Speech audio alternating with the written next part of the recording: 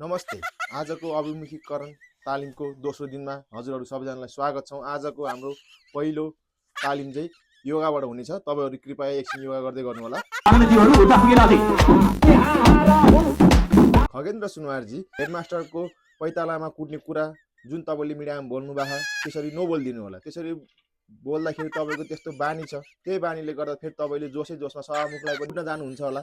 सुदनजी, तपाई फेरि संसदका साथीहरुलाई प्यास लाग्यो भनेर फेरि तपाई पानी बार्दै हिड्नु होला। त्यसरी पानी बार्दै नहिड्नु होला है कृपया।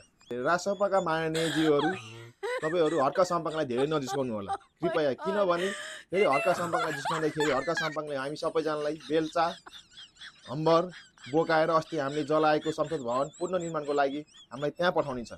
दिपी अर्यालजी, तपाई जनतालाई घृणा नसम्झिनुहोस्। नेपालीमा 12 घण्टा भन्नु र इङ्ग्लिसमा 12 आवर्स भन्नु एउटै हो।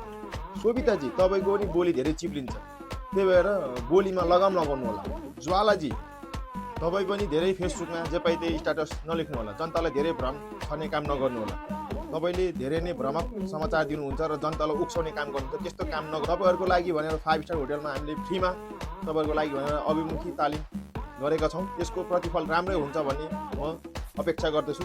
यति भन्दै हाम्रो आजको दोस्रो दिनको तालिम पनि यही सकिन्छ। हस्, धन्यवाद।